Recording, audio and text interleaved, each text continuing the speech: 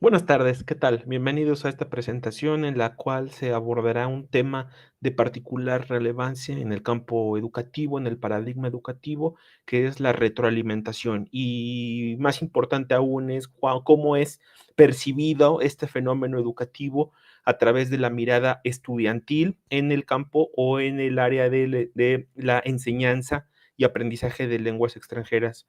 Me congratula presentar al gran equipo de colaboradores que hicieron posible este trabajo, al doctor Benjamín Gutiérrez Gutiérrez, así como al doctor José Cinto Morales y un servidor Roberto Ochoa, los cuales pues ofrecemos este trabajo de investigación para replantear esquemas en el campo disciplinar referido y generar propuestas de innovación y solución a problemas que se presentan en el día a día de las diferentes facultades eh, eh, relacionadas con la enseñanza de idiomas.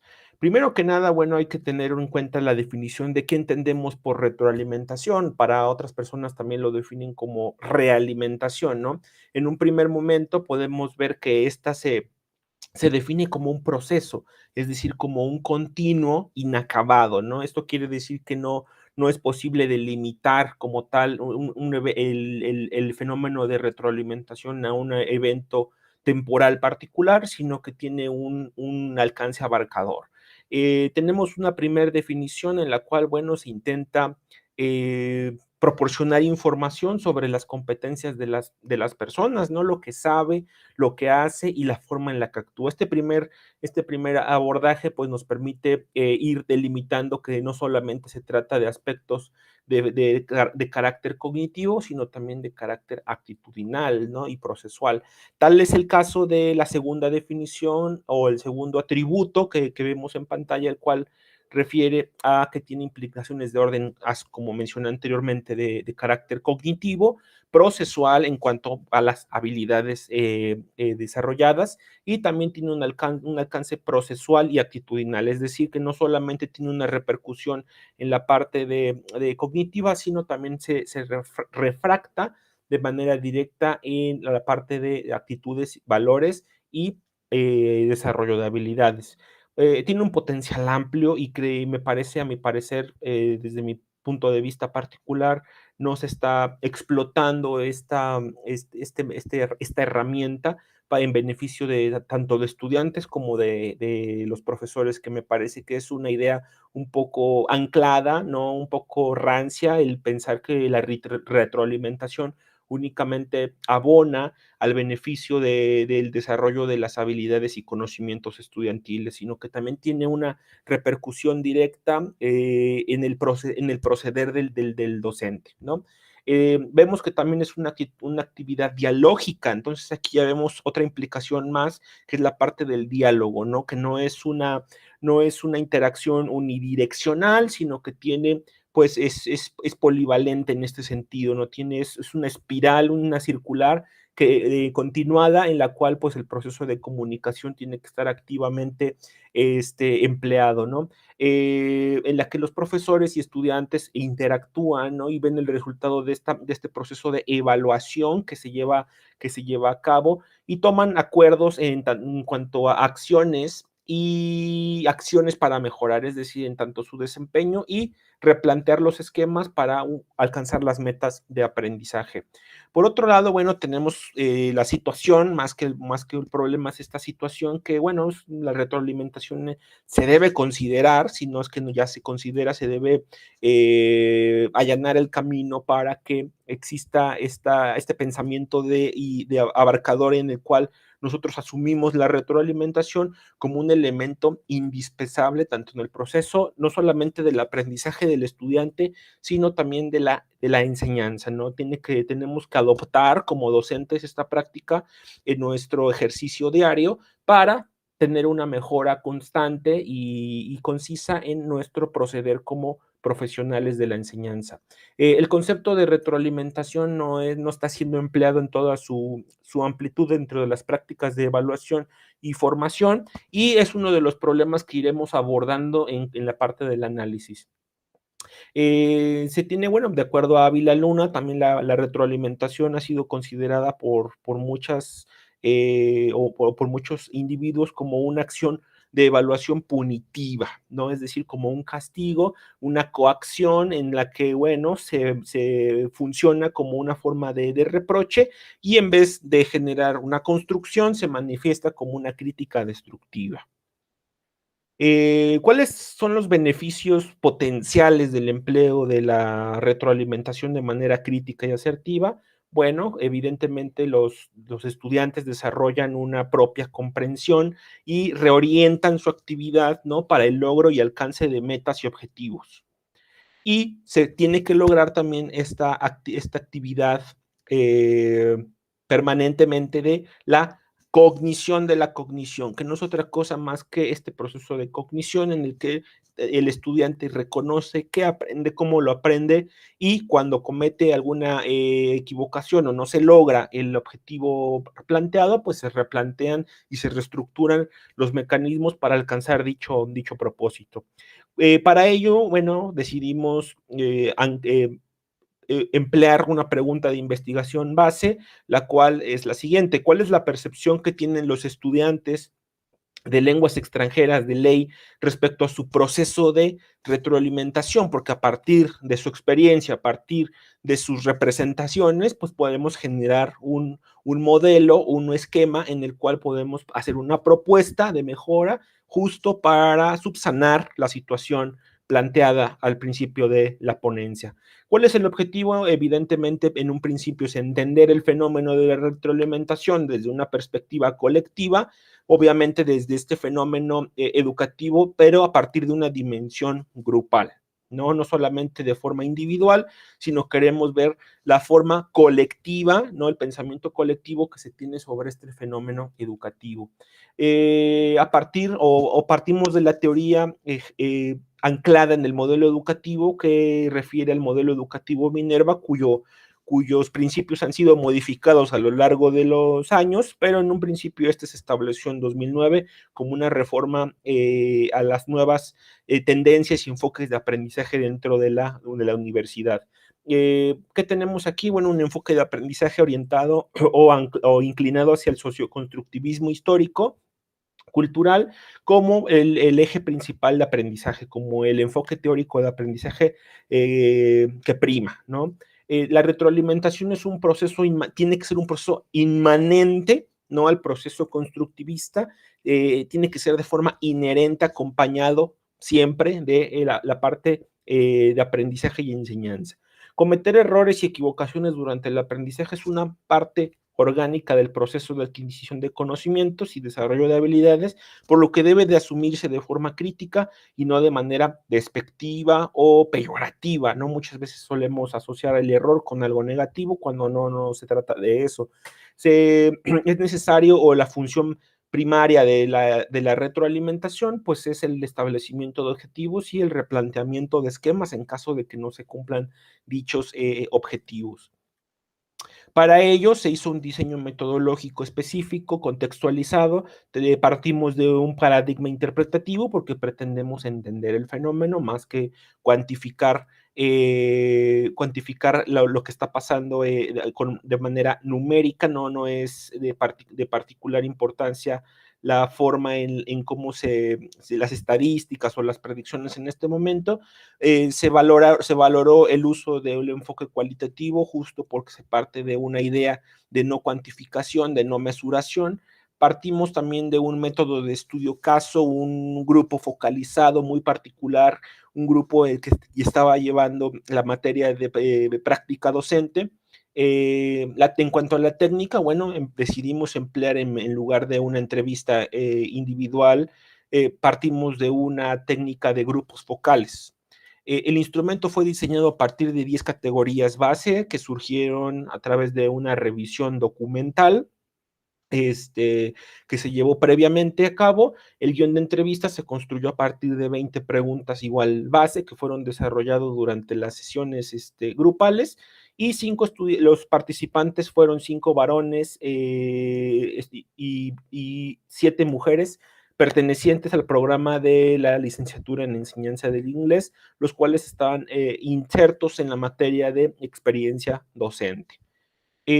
¿Cuáles son algunos de los datos más relevantes en cuanto al análisis? Bueno, tenemos que ellos declaran o ellos afirman como grupo que no existió una motivación por parte del docente como tal, del docente encargado de la materia, pero sí de la figura del mentor que los acompañaba en estas prácticas en la escuela, ¿ok? También tenemos la idea de que hubiera sido muy útil si hubiera existido un ejercicio de coevaluación formal, porque ellos declaraban que existía así como tal entre compañeros, existían como ciertas interacciones que propiciaban o beneficiaban a la mejora de ellos mismos como estudiantes. Entonces, ellos afirman que les hubiera gustado que hubiera una coevaluación formalizada. El titular de la materia llevó a cabo sus funciones, pero fue percibido como tal, como algo cumpliendo con los estándares de la materia. No hay una percepción como tal de un involucramiento más profundo, sino se cumplió con los parámetros que la materia demandaba. Fue indispensable o es indispensable que la autoridad evaluadora posea un conocimiento y comprensión para dar una retroalimentación valiosa. Esto quiere decir que los estudiantes reconocen, ok, reconocen que tiene que ser alguien, una persona docta en el área, tiene que ser una persona con experiencia en el área en la que les pueda dar esta retribución o retroalimentación y no cualquier persona sin experiencia o sin el bagaje de información necesario para dicho propósito. También fue muy importante para ellos el clima de respeto, ya que este generaba una atmósfera de confianza en la cual ellos se sentían ayudados y apoyados.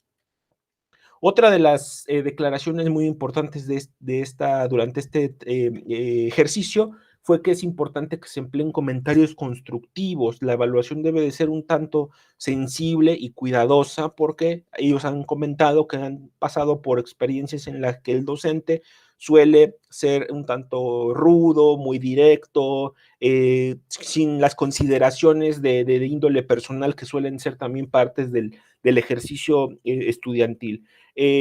También un aspecto muy importante para ellos es que la retroalimentación fue muy general y ellos preferían una retroalimentación más específica, más cercana, más que les diera una mejor lectura de su desempeño.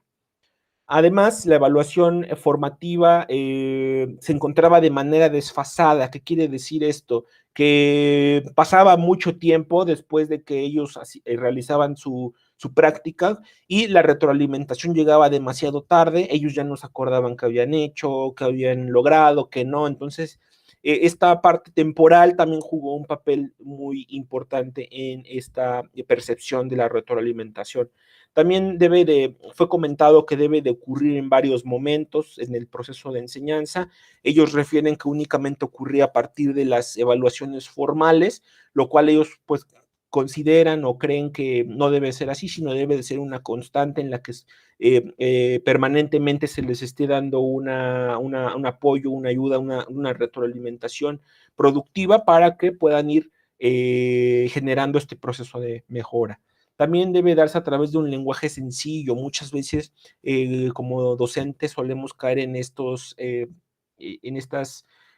vicios de usar un lenguaje extremadamente rimbombante o una jerga totalmente apegada al campo académico y olvidamos que puede llegar a ser inaccesible para algunas personas. Entonces, que se use un lenguaje accesible, comprensible y neutro.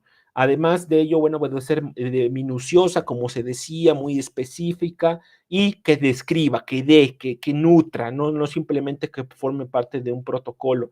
Además, esta retroalimentación nos comentan que no hubo una negociación como tal. El docente impuso los objetivos de aprendizaje y no hubo uno como tal un diálogo para establecer o llegar a acuerdos. Además, bueno, como refería anteriormente, mencionan que una sola sesión de retroalimentación no parece ser no suficiente para reforzar o para subsanar aquellos lagunas o problemas que el estudiante está presentando. Lo que sí fue reconocido es que el profesor promovió un intercambio dialógico, tanto en la relación estudiante-docente como estudiante-estudiante. Entonces el guía, el facilitador, sí propició este ambiente de intercambio de ideas, de ayuda, de intercambio de experiencias que abonó positivamente a la parte de mejora estudiantil. Y no solamente hay que concentrarse, como ellos lo refieren, en la parte negativa, sino que también sus aciertos fueron valorados por el docente. Entonces es un aspecto este es un vicio que solemos tener también como docentes, que es únicamente focalizar nuestra atención a la parte negativa y olvidar aquellos logros que sí se están alcanzando.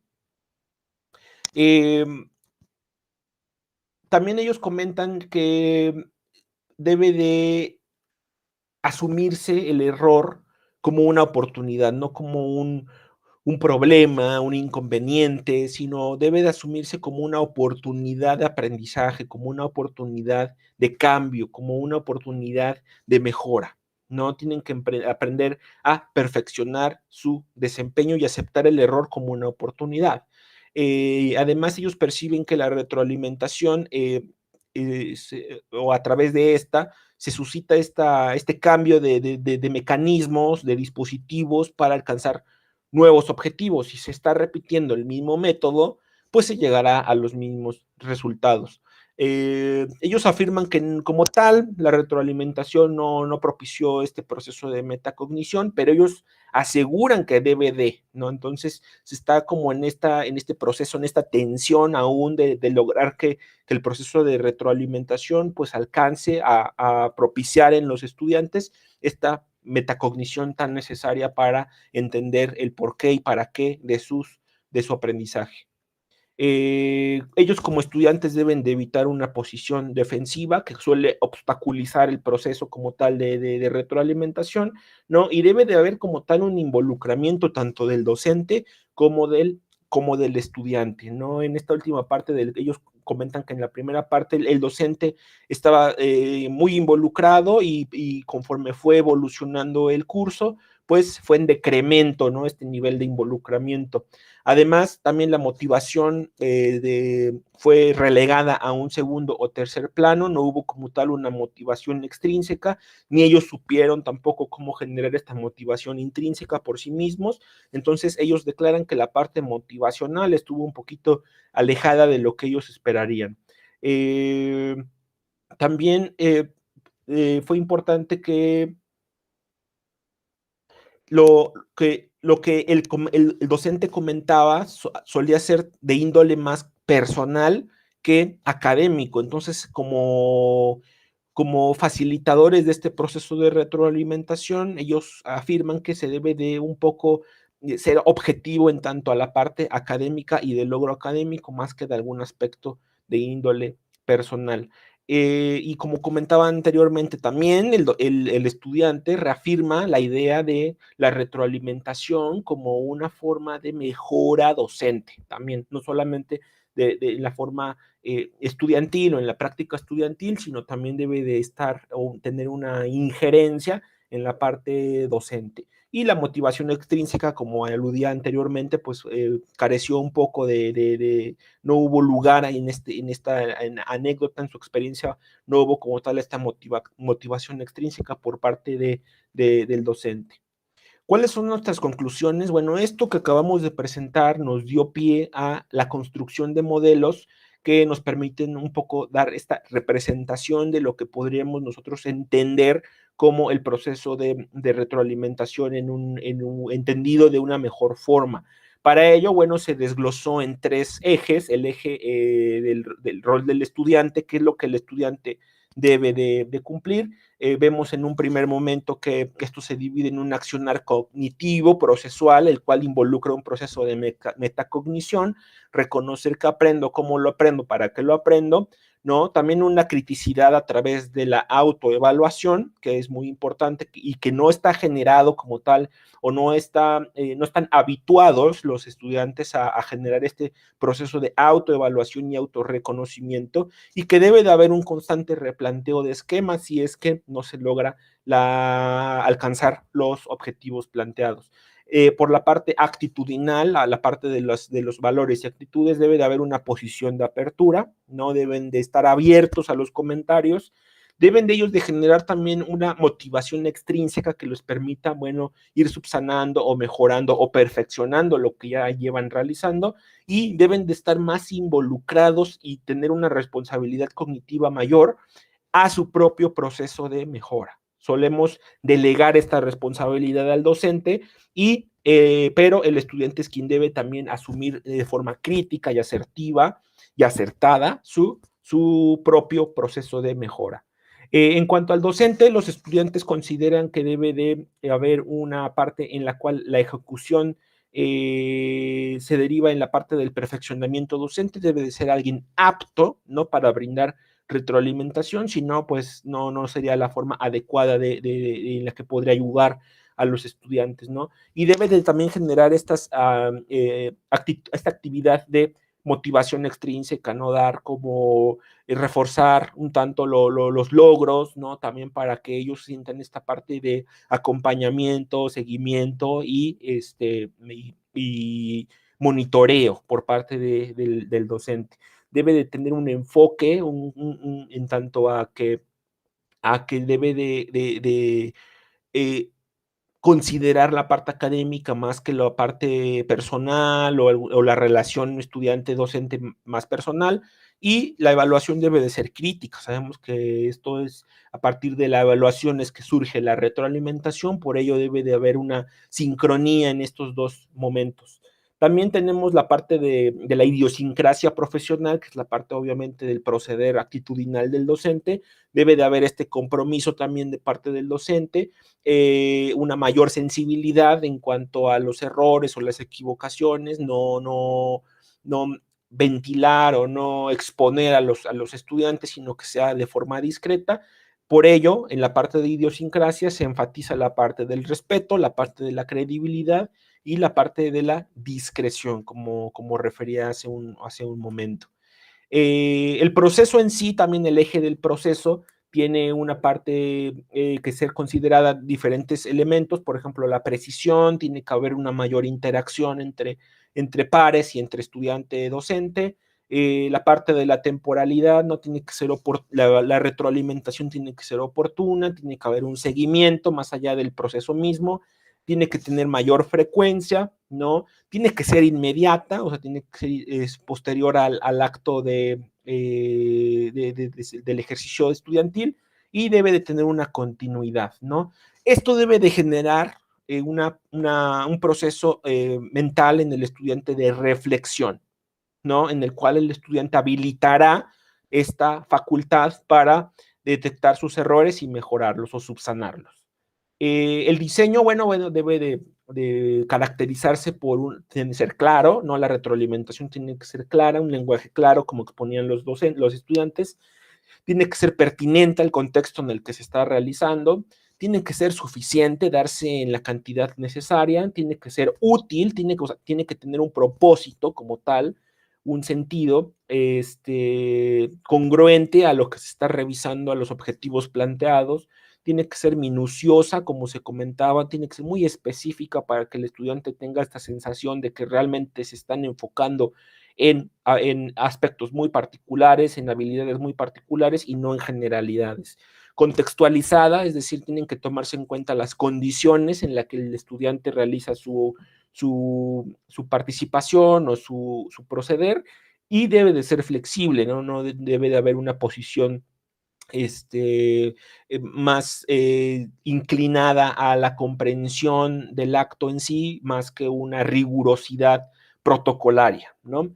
Debe de generar un fortalecimiento en el estudiante más que enfocarse en la parte académica, que es como la parte en un segundo plano, y bueno, en la parte de sentido referíamos que tiene que tener un propósito y tiene que estar orientada a la formación. Como ideas finales, a partir de estos modelos, bueno, podemos señalar que la retroalimentación es un concepto complejo y abarcador que no puede ser delimitado en una idea tan sintética. Es importante que el proceso de aprendizaje, al igual que su utilidad, tiene una relevancia tanto en la parte del aprendizaje como en la de la enseñanza. Eso debemos de comprenderlo y tenerlo muy claro siempre. Para que el acto retroalimentador tenga mayor posibilidad de ser exitoso, es necesario que se descomponga o que se comprenda en tres ejes que ya se explicaron, en el eje del estudiante, del profesor y de la construcción del proceso mismo, como se explicó hace un momento. Finalmente se tuvo que el proceso de retroalimentación pues debe de estar orientado al fortalecimiento estudiantil más que a la evaluación y que debe estar sustentado en un sentido lógico en el que se busque la mejora profesional por encima de la evaluación protocolaria. Bueno, estas son algunas de las referencias que se ocuparon y bueno, cabe señalar que la retroalimentación tiene que estar presente en el acto educativo y una vez más invitamos a que se asuma con criticidad, con madurez, con mayor frecuencia este aspecto educativo que ha quedado a veces relegado a planos no tan importantes. Entonces, agradecemos mucho su atención. Muchísimas gracias y sería todo por esta presentación. Muchas gracias.